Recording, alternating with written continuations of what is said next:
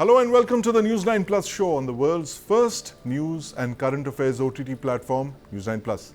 India has just test-fired its first ever hypersonic missile. Now, a hypersonic missile is a weapon traveling at speeds of over Mach 5. That's 5 times the speed of sound. This weapon will allow India to target warships and enemy positions from over 1,500 kilometers away.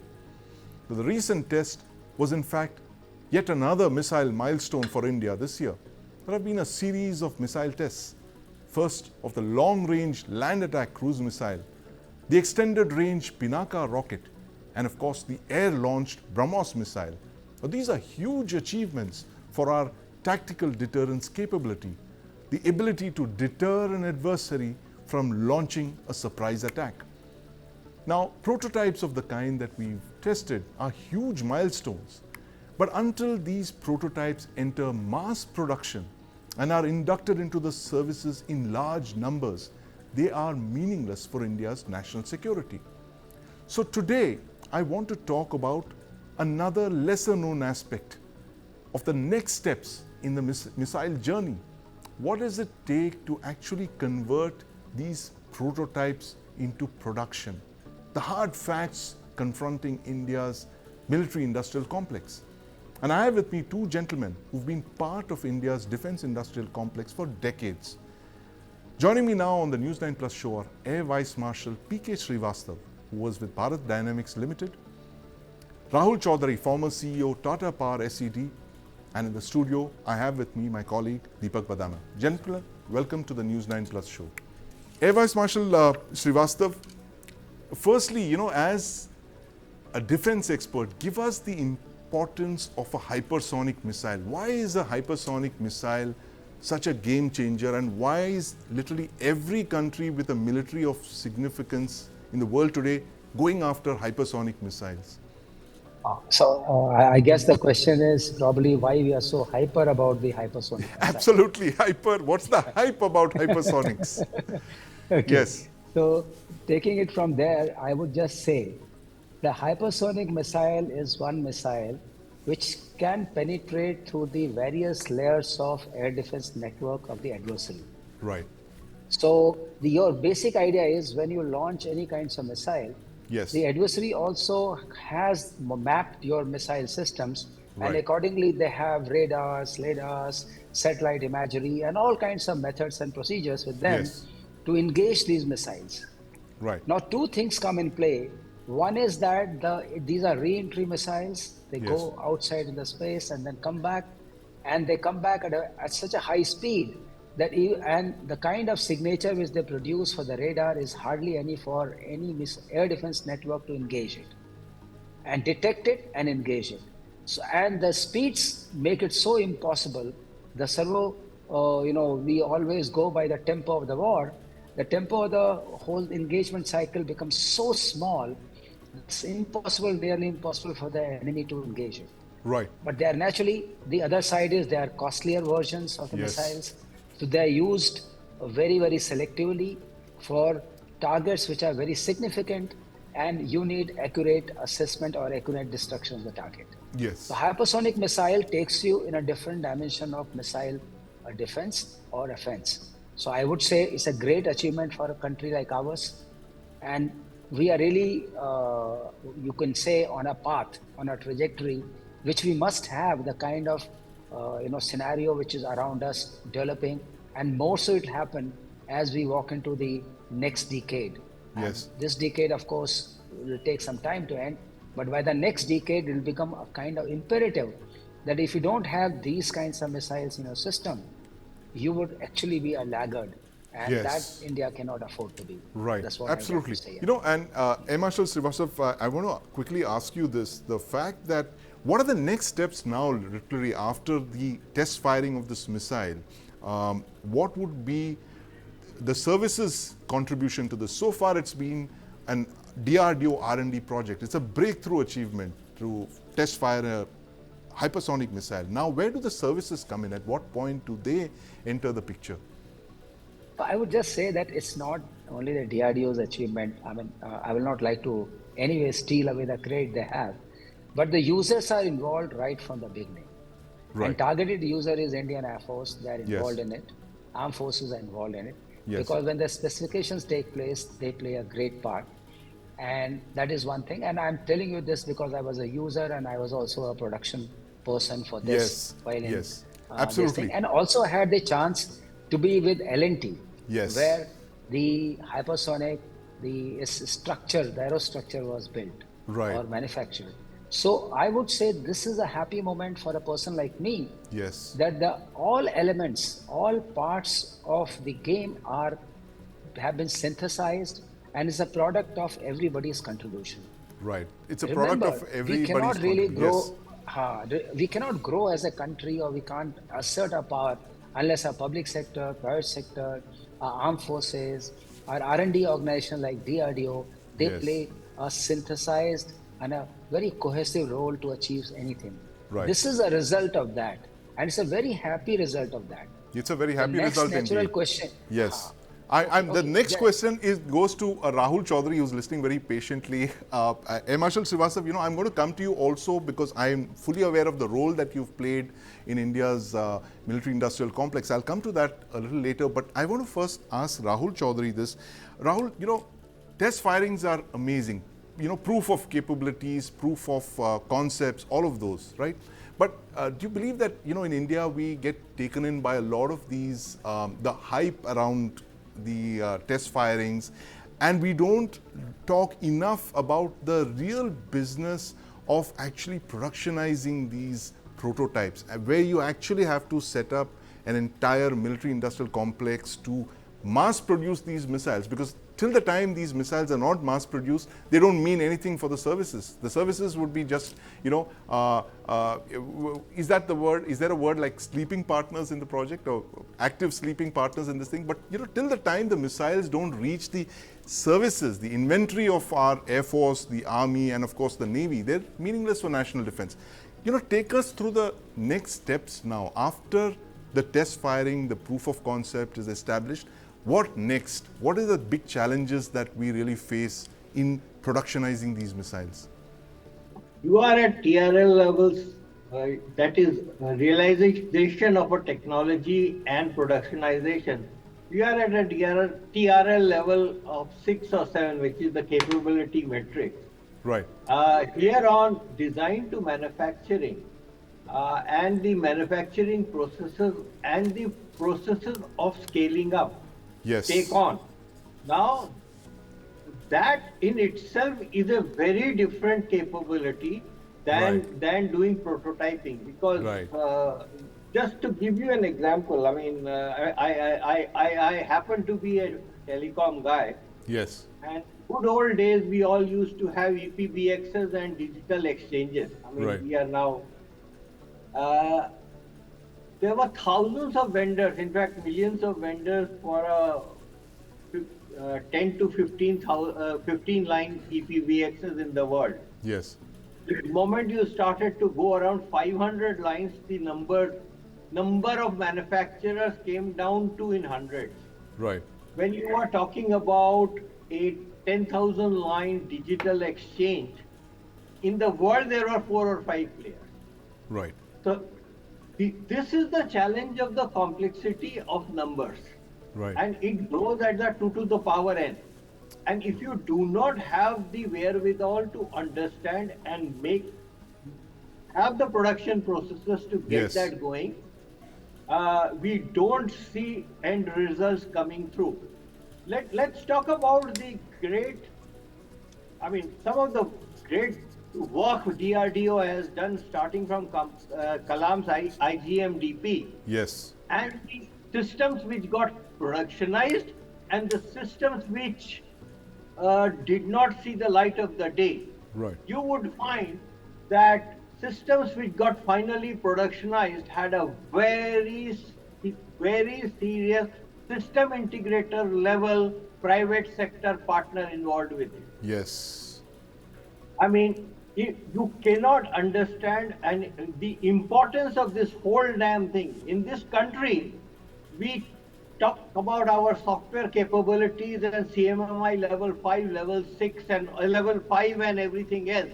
Right. But please remember, the MMI is a standard which was developed by US Department of Defense along with one of the universities. And it's a system integration process. Right. That is what is completely lacking in this country. We do not have that process and that process focus, and therefore we have some fantastic technology demonstrators. Right. And from taking the technology demonstrators to production, Yes. uh, I mean, AVM Srivastava is sitting there, and he was in BDL, and I was in Tata Power SED at that Yes. point in time. And the first large-scale productionization in this country, which happened, Right. was Akash missile systems. Absolutely. And there was a supply chain of about 4,000 vendors which got created. Now, that if you do not nurture that entire piece, Yes. and you do not have the software piece to bring all of these technologies and capabilities together Right. to do the manufacturing part of it, Yes. you will not succeed. Absolutely. Well said, Rahul. You know, in fact, I'm just reading through this report prepared by Lakshman Behra, who's a defense expert, who we read very closely. One of his recent reports says that, evaluating the Indian defense industry, he says that though the Indian defense industry is at a much better footing now, it faces several challenges. And he says the foremost challenge the Indian MIC faces, the military industrial complex faces, is increasing production, at least to a level that meets India's procurement requirements. Now, AVM Srivastava, your experience at BDL mass producing the Akash missile, as Rahul was just mentioning, what are the big challenges that you faced over there? And what are the challenges that you foresee in making more complex missiles like this, like for instance the hypersonic missile or even the land attack cruise missile, these two breakthroughs that we've seen in recent days? Yeah, Rahul has given an absolutely correct picture. I mean, getting something done, I always used to call that you can make a boutique shirt because Yes. everyone is involved and that comes out one or two in numbers. But when you want to mass manufacture, you need to now get your process systems absolutely accurate. Right. And when we talk of process, let's start with the design. You get the design Right. documents, then they have to be converted into manufacturing documents. Yes. The moment you convert design documents into manufacturing documents, you find so many kinds of impediments. Yes. The impediments they rightly start from the material itself, the kind of tooling you have, the kind of precision you can bring in, Right. and the kind of process you bring into the system as to how do you measure and say good or bad. Because the production line can run only if the whole job is divided into very small parts, and those small parts people can be trained, a process can be there, a check matrix can be created, and a test equipment is there which can measure yes or no. Yes. So these kinds of things, when you want to convert that into it, then the process becomes complex. Right. But Right. fortunately, since I'm a man who's perennially optimistic, fortunately, we have now an experiment which has gone into, and Akash was mass produced later Yes. on. As we struggled the first year when me and Rahul were there, Right. but since we set up the system, Yes. system started delivering. So there is some experience in the environment of those 4,000 people Right. that yes, how missile parts are manufactured, they are flown through the logistic channel Yes. and they arrive at a place where they're synthesized. Right. But yes, if you ask me, are there any deficiencies? The deficiencies galore. We'll have to learn further. We'll have to improve our learning curve and do it. The major challenges are management of supply chain. Yes. There's one big problem. When you make your boutique, the technology demonstrator, you're giving very small numbers. Right. You're holding the hand of the manufacturers or those people who are involved in the initial system. Yes. You're getting small amounts of material, and that material all the scientists are involved, and it gets produced, and there is a demonstrator created. I'm going to come to But that, when you AVM want, Srivastava. Yes, that point that you raised on mass production, I'm going to ask Rahul that. But before that, I want to bring in my colleague Deepak Bhadana, who's in the studio here with me. Deepak, where have we heard this? The very interesting coinage that the Air Vice Marshal put about the boutique system, where it's really easy to design something because all of the all the stakeholders are involved in that project, and they really make it work. Where have you heard this before? In gun design? Oh yeah, for sure. And in fact, so gun design. Small arms. I'm Small talking arms, of small assault arms. rifles. Assault rifles. But I'd like to take this argument even further. I mean, this whole, it's a cyclical problem really. Right. There needs to be a lot of demand for it. Yes. There needs to be a lot of finances for that. Yes. And only that will help, the industry come up with a large supply Basically chain. the numbers. Yeah, and what we saw with the INSAS also, Deepak, is that fact that the design was really good, but when it went into large-scale production, that's when the challenges really started coming in. The quality control issues, the supply chain, as our panelists were telling us. And Rahul, this problem that AVM Srivastava mentioned about supply chain issues, what are the big lessons from the Akash missile mass production that you saw, which other missile systems like the LACM and the Hypersonic could benefit from? What are the 5 big lessons that you learned from the Akash production? First, establishing the quality control system. Right. And writing the quality documents properly. Right. There is a huge weakness in Indian military complex. Yes. Which is the AHSP system, where Indian private sector OEMs are not their own AHSPs, or people who can make changes and make the system better. Right. Unless and until you have that piece, at least in Akash, we had realized this issue. Coming from Pinaka, we had realized this issue, and therefore, lot of basic preparation was done in terms of making sure that the documentation was written in a way that the required deviations, etc., could easily be managed. Right. But this is not the right way to do things. You need to have a very clear process. The person who is the OEM who is making something needs to know, and he knows that once he's converting a prototype into the final assembly line, there are things which needed to be changed. You cannot say that this was test fire and therefore it cannot change. Right. So it needs to be a dynamic process. Our scaling up problem lies. Yes. We need to get our systems right. And also, OEMs are not allowed to do their own quality. Somebody else will come and do quality. I mean, this is nowhere in the world can this happen. Right. Of course. What are the other big lessons, Rahul? One is, of course, we get it, that quality control is the biggest lesson. The second is the continuation of orders. Yes. I mean, a supply chain cannot be created in vacuum. Right. Right. If you have a start and stop kind of an arrangement. Yes. I mean, it just will not work.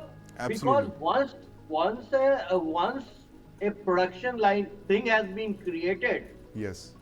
Continuous improvements are required in the production, and for that, continuous orders are required. Absolutely. I'm going to ask AVM Srivastava this. The fact that, this is the bugbear of the entire Indian military-industrial complex, whether it's the private sector or the public sector. The national MIC suffers from this problem, the lack of orders, AVM Srivastava. The fact that you tend to order systems in boutique numbers.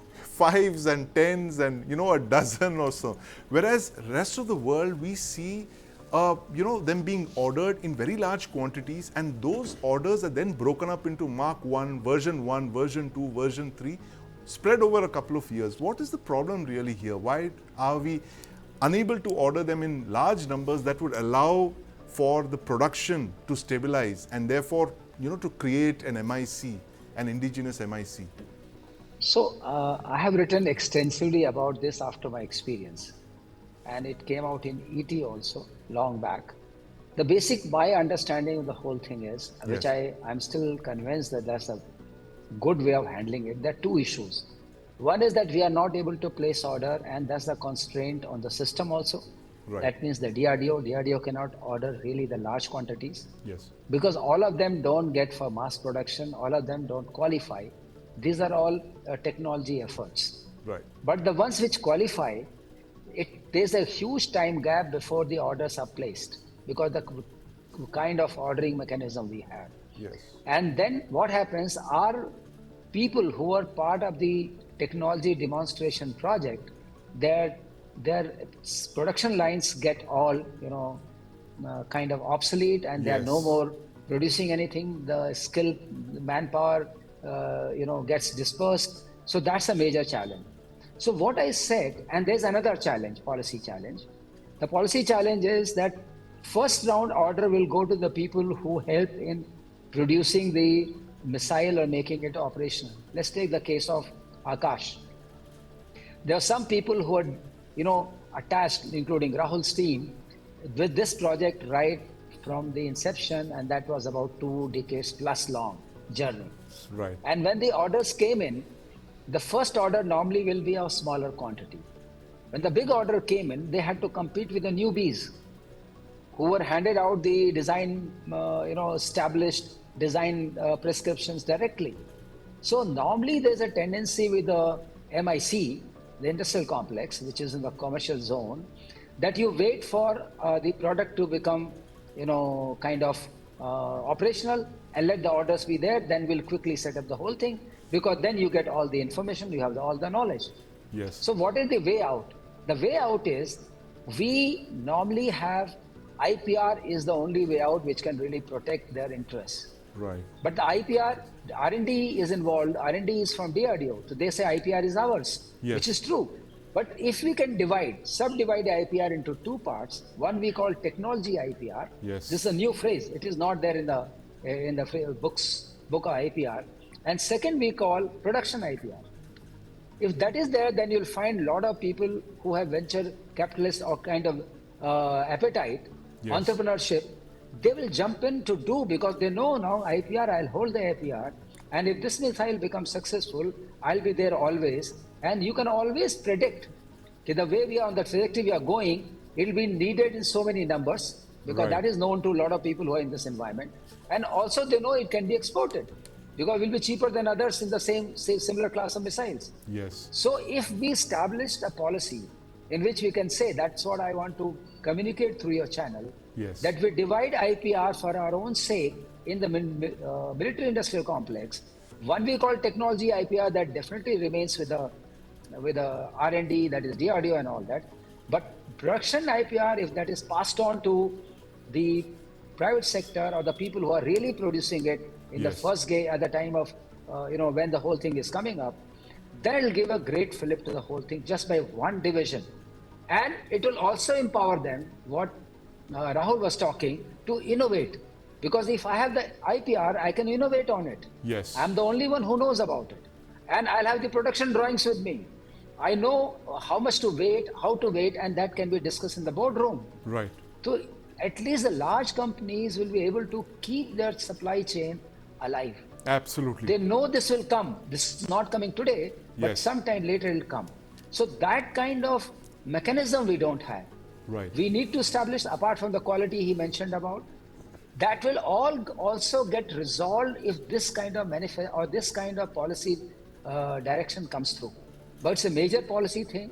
Yes. How the government will react, how it will interact with the system. But I firmly believe if we split the IPR in 2 parts, Yes, technology absolutely. and production, we can solve the problem to a large Absolutely. extent. Thank you very much, AVM Srivastava. I mean, very interesting thoughts there, and I do hope that all of your recommendations find their way to the Defense Ministry and they can actually take this mission missiles forward. But thanks again for joining us this evening as we're talking about India's breakthrough in missile technology, particularly with those very significant tests of the hypersonic missile and the land attack cruise missile. You just heard it from the top men in India's military industrial complex on the way ahead, what we really need to do to make that leap from test firing these missiles to actually productionizing them and getting them into the hands of our armed forces. Thank you very much, gentlemen, for joining us this evening.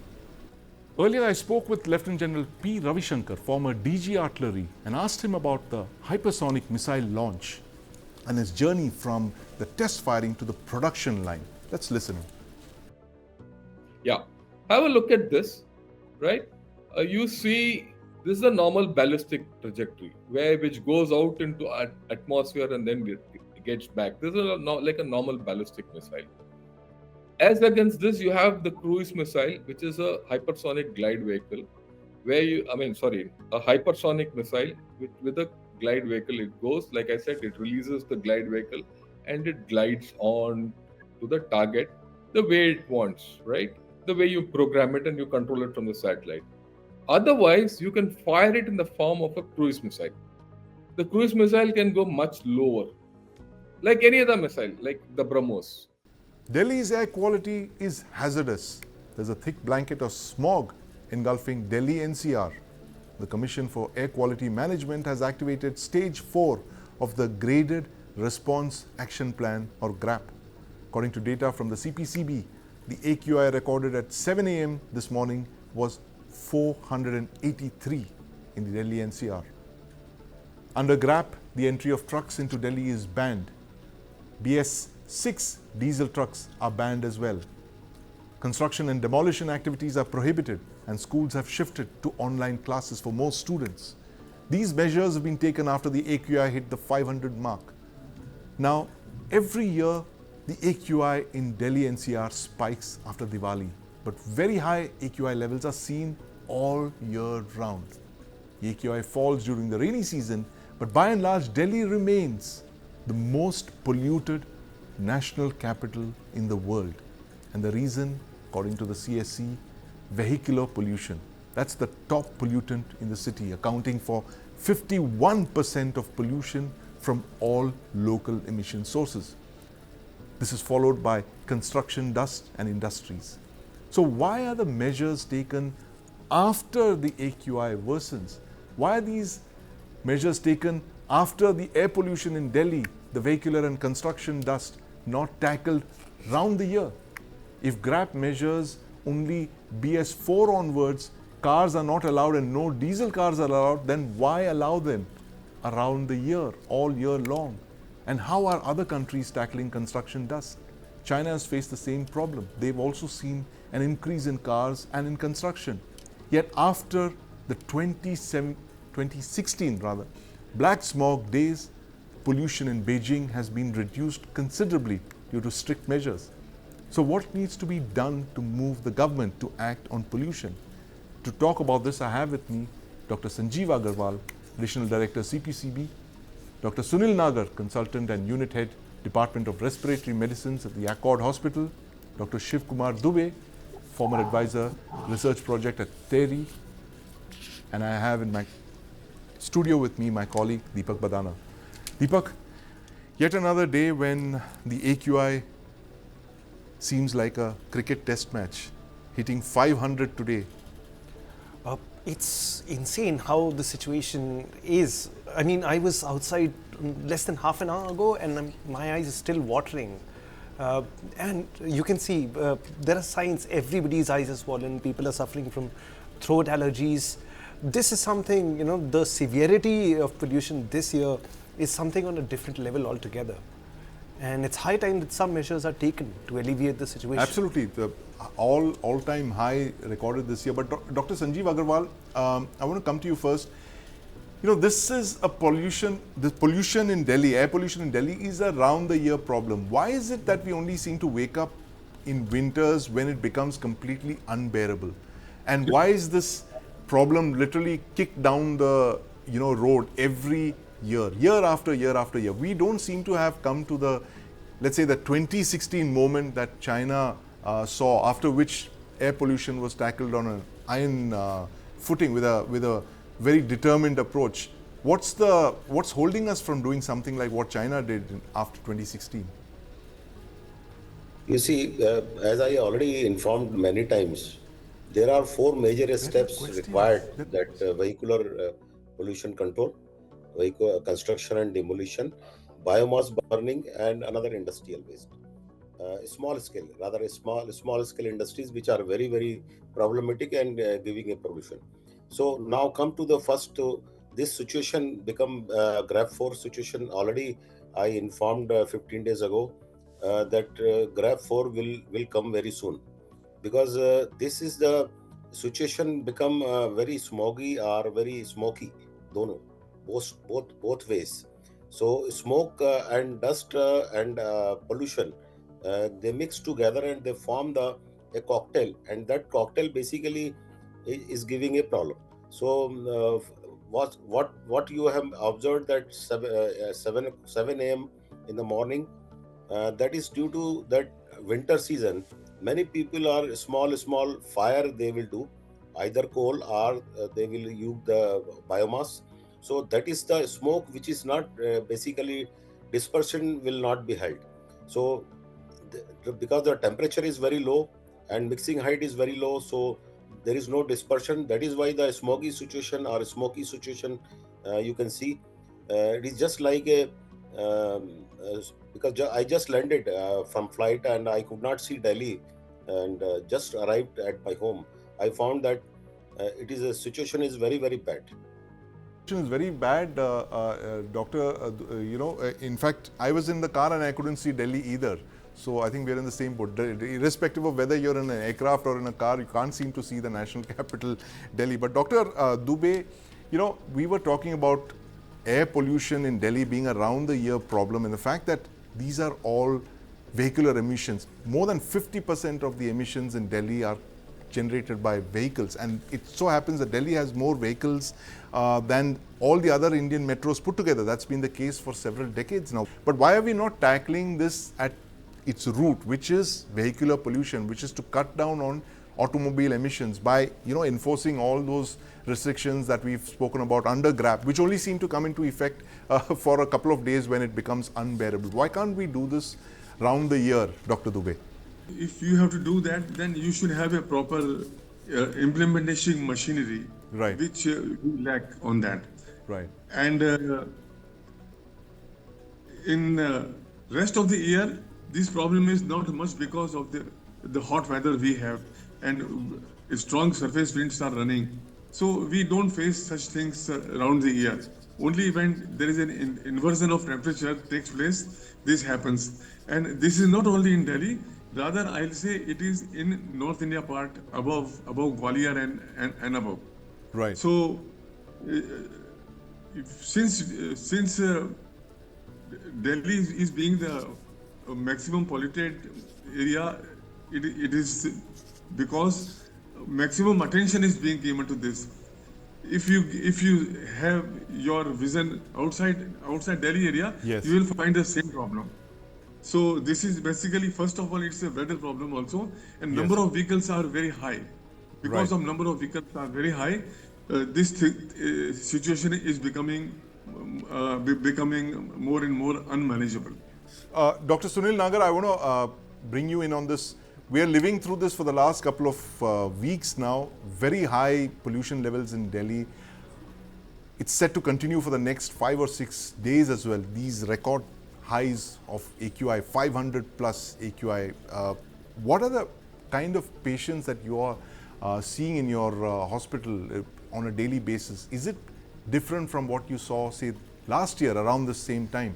Definitely, these days we have increased number of the patient with URTI. Basically, they're complaining sore throat and cough that has not been subsided by any of the medications. Yes. Usually, old patient of COPD and ILD patient are difficult in breathing has been increased. Even the number of the cases for stroke and for the cardiac MI has also been increased, because particulate matter 2.5 that we're yes, talking about, they reaches to our lung and sometimes they crosses the blood-brain barrier and eventually can lead to cardiac risk factors and cardiovascular risk factor presenting as stroke or MI, that is cardiac arrest.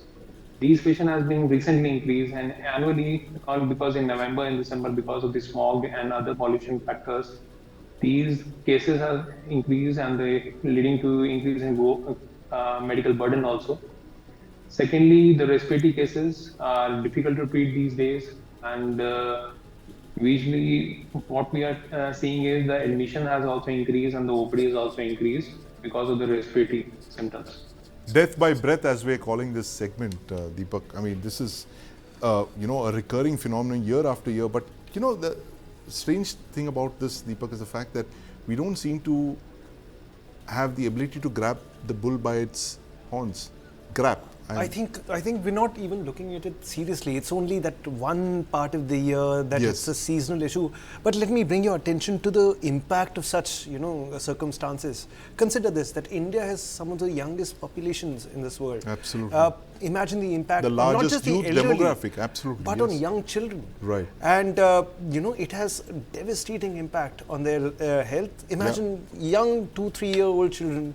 You just heard it from Dr. Nagar, the fact that how, the particulate matter, PM 2.5, is able to cross the blood-brain barrier and, enter the bloodstream of all of Delhiites. And certainly no one's immune to this unless you're, sitting in some kind of a hyperbaric chamber. But Dr. Shiv Kumar Dubey, the measures that Dr. Sanjeev Aggarwal suggested, the fact that we need some kind of a regulatory authority to literally crack down on vehicular pollution, of the kind, again, going back to the Chinese model, which is possibly not the best model given the kind of system that they have there. But for the purposes of our, viewers who've seen those smog images out of Beijing, and you don't see those anymore in 2024, what is the kind of regulatory measures that you need round the year, Dr. Dubey, to make sure we don't, suffer like this, like, frogs in boiling water every November and December in Delhi? Dr. Dubey. Yeah, my point of view is that there are a lot of good regulations are available with us. But the most important thing is that we are not able to implement them properly. Any pollution coming out of the vehicle has to be controlled at its emission level itself.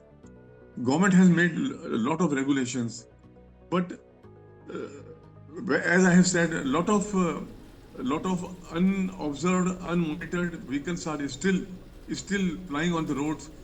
And what Delhi government has done, that it should not run in Delhi. But Delhi is not alone. Delhi is associated with NCR region, yes. And NCR region is surrounded by state area. Yes. Where and at that point, at that level, the implementation is almost nil. Whosoever wants can register its vehicle. Yes. Whether it is polluting or non-polluting.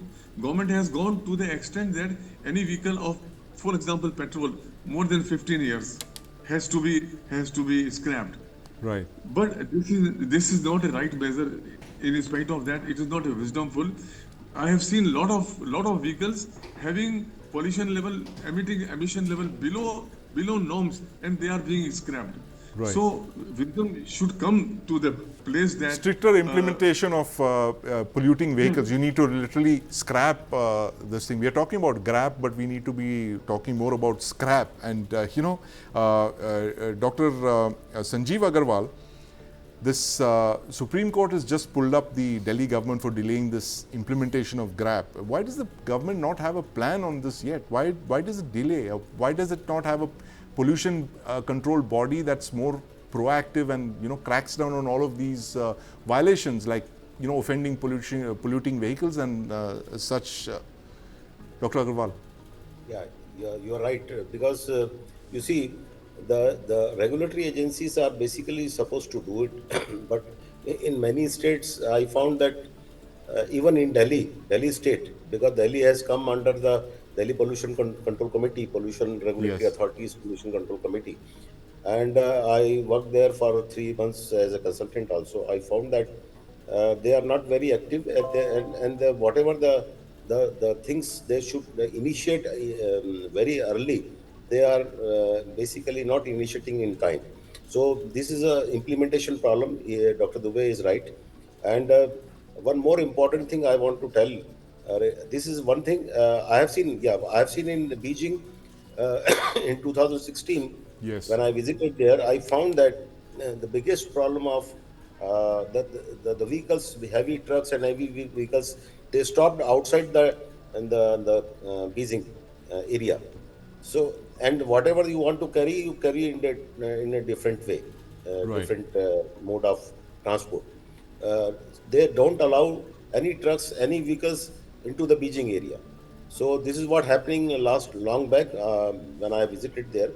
I think this some kind of we have to think differently, and we have to think very seriously because nobody is serious in Delhi's air pollution, and we should take care.